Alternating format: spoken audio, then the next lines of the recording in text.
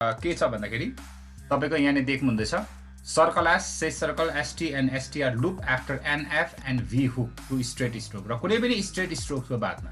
यहाँ याद गर्ने कुरा कुनै पनि स्ट्रेट स्ट्रोक्सको बादमा यदि हाम्रो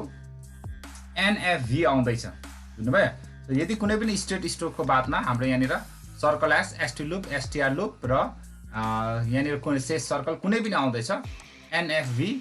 हुकको बादमा बुझ्नुभयो त्यतिखेर स्ट्रेट स्ट्रोक्समा मात्रै यो चाहिँ खाली जुन चाहिँ हामी अहिले करेन्टली कुरा गर्छौँ this is for only straight strokes after any straight strokes if there is N F and V hook and word ends with like circle S ses circle ST loop and STR loop in that cases हामी कसरी चाहिँ अब यहाँनिर उयो गर्ने त means यो circle एसहरूलाई join गर्ने अब हामी त्यो कुरा सिक्दैछौँ फर इक्जाम्पल लेट्स सी यो एफ र V hook let's read it as a V hook ल यो भी हुक मैले एन लेखेको छु र भी र एफ हुकको कुरा आयो यहाँनिर भी र एफ हुक चाहिँ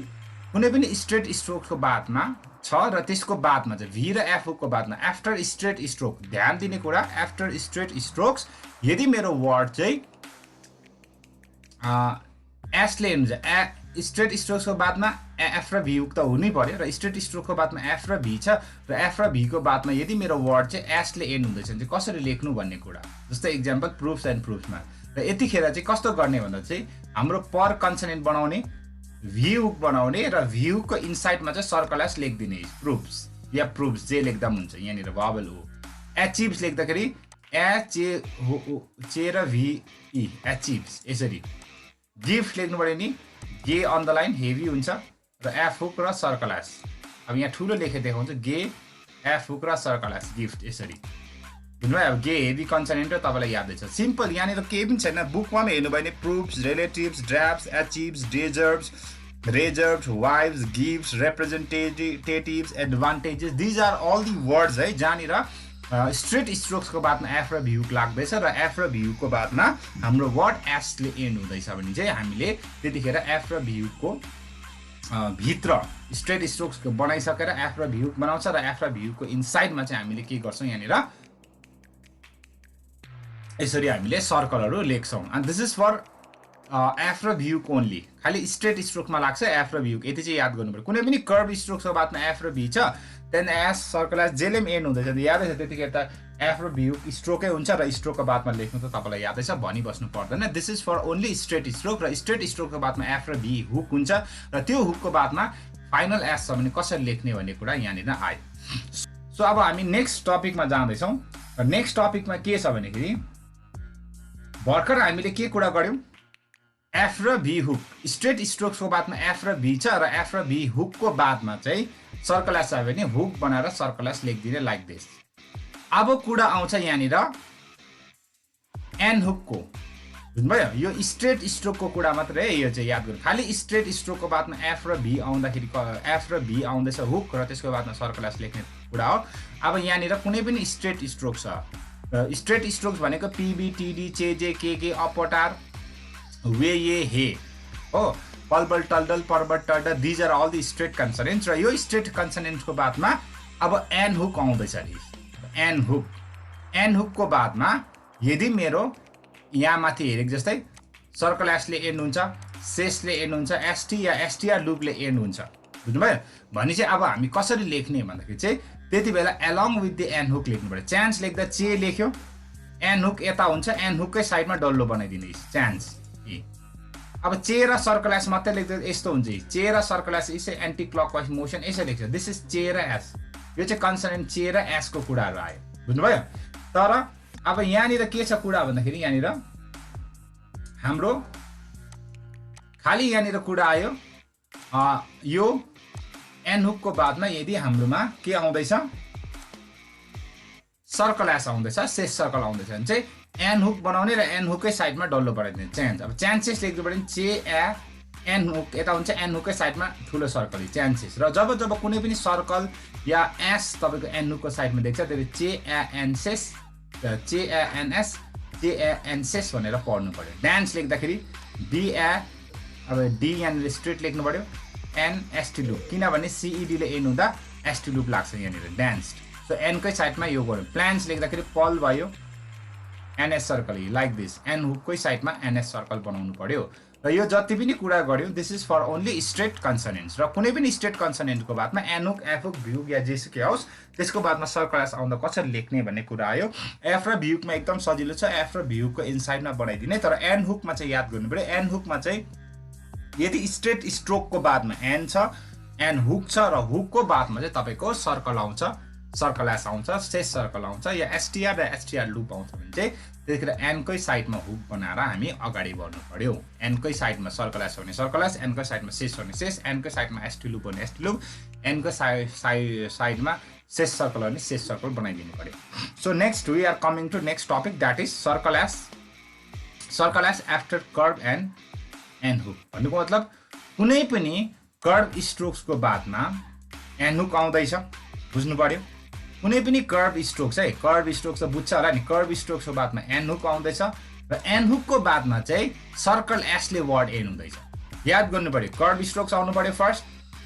सेकेन्ड त्यसको बादमा एन हुक आउनु पर्यो र एन हुकको बादमा मात्र के आउनु पर्यो हाम्रो यहाँनिर सर्कल एस आउनु पर्यो र यो केसेसमा चाहिँ अब हामीले के गर्ने त कसरी लेख्ने भन्दाखेरि चाहिँ अब हामी यहाँनिर कुरा गर्छौँ बुझ्नुभयो सो यहाँनिर के छ भने सिम्पल भेरी इजी केही छैन कुनै पनि कर्व स्ट्रोक्सको बादमा एन हुक छ एन हुकको बादमा सर्कल एस छ मिन्स कर्व स्ट्रोकको बादमा एन छ एनको बादमा सर्कल एस छ भने यो एन हुक हुन्छ र सर्कल एस चाहिँ हुकको भित्रले मिन्स लेख्दाखेरि एमई एन हुक र सर्कल एस मिन्स यसरी रेमेन्स लेख्दाखेरि आरए एम कर्व स्ट्रोकको बादमा एन आएछ एन हुक हुन्छ र हुकको भित्रमा circle S like this remains earns लेख्दाखेरि आर डाउन यहाँनिर अर्न्स लेख्दाखेरि this is R curve consonant त्यसको बादमा एन आयो एनको बादमा सर्कल एस आयो सो यो एन हुक हुनु पर्यो यो सर्कल एस हुकको भित्र लेख्नु पर्यो अर्न्स यसरी लेख्नु पर्यो बुझ्नुभयो सिम्पल यो टपिकमा केही छैन बेसी स्ट्रेस गर्ने कुरा ओन्ली याद गर्ने कुरा के छ भने कुनै पनि curve stroke after curve strokes N hook छ र एन हुकको बादमा फाइनल सर्कल एस छ भने एसले नै एन हुनु पर्यो सर्कल एसको साउन्ड चाहिँ फेरि सिई सिइएस सिइडीले पनि दिन्छ ज्याडले पनि दिन्छ सो त्यो केसेसमा होइन कुनै पनि कर्व स्ट्रोक छ कर्व स्ट्रोकको बादमा एन छ एनको बादमा एसले नै एन हुनु पर्यो खालि एसले यहाँ हेर्नु पर्यो खालि एसबाट वर्ड एन हुनु पर्यो यदि एसबाट वर्ड एन हुँदैछ भने चाहिँ त्यतिखेर त्यो एन हुक हुन्छ this N should be hook है यतिखेर हुक हुन्छ र सर्कल एसलाई चाहिँ हुकको भित्र लेख्नु पर्यो सिम्पल अब नेक्स्ट कुरा यहाँनिर आउँछ के छ भने when word ends with CE, CES yeah CED कति बेला after curve strokes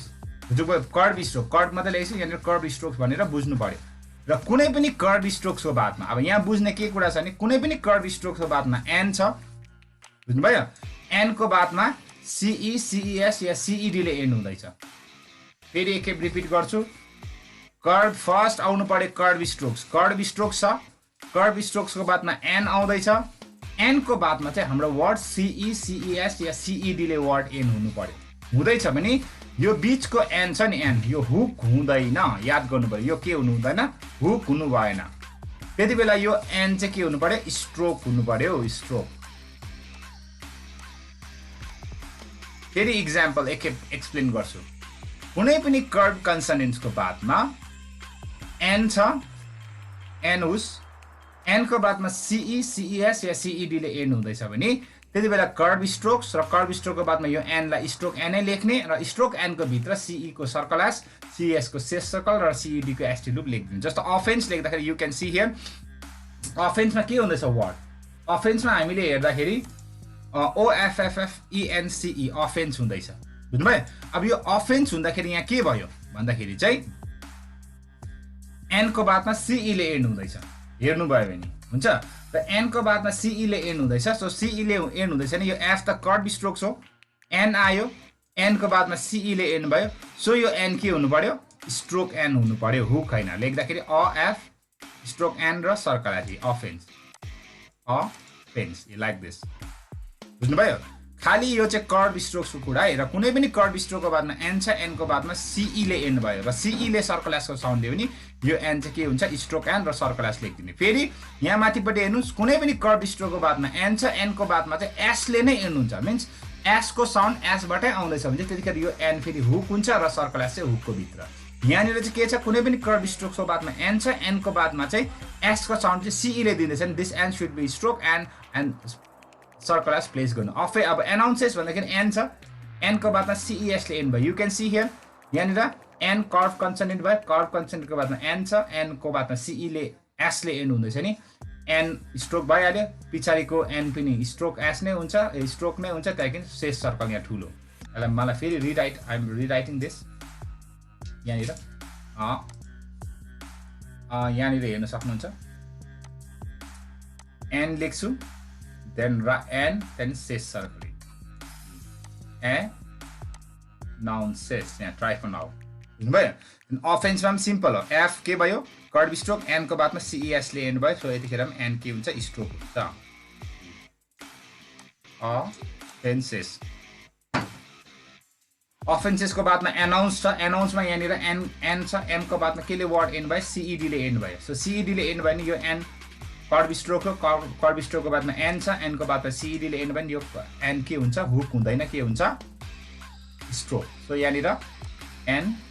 an CED को लागि एसटी एनाउन्स बुझ्नुभयो सो यो अलिक चुच्चो गर्नुपर्यो यो चाहिँ ट्राई फोन आवर नि दिप्थङ यो जस्तो देख्दै होला यो एनाउन्सेस यसरी र यो भयो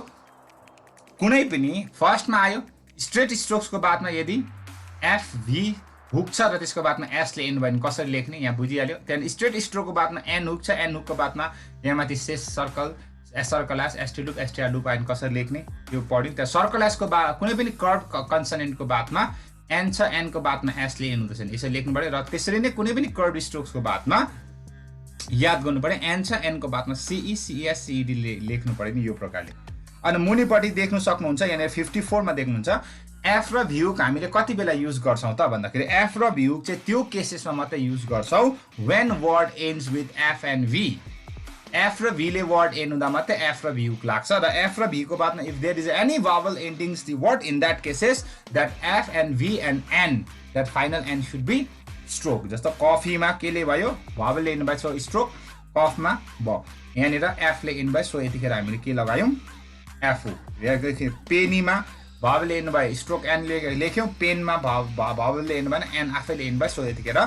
एन हो सिम्पल देन मुनिपट्टि सर्ट फर्म छ डी र F hook through the line difficult D F K through the line difficulty बल र एनएस सर्कल यो एनएस सर्कल भन्नुपर्यो एन साइडको एनको एन हुकको साइडमा सर्कल छ एबभ द लाइन ब्यालेन्स र बल N S T loop above the line balanced रे सर्कल एस पी र एनएस सर्कल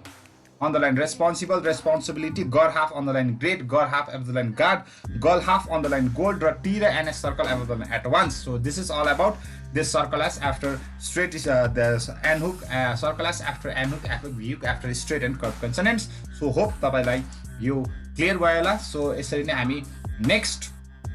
टपिकमा रिसेन्टली कुरा गर्नेछौं सो तपाईले अब होमवर्क गरि देखाइदिनु पर्यो प्रुफ्स देखि लिएर गो तल एडभान्स सम्म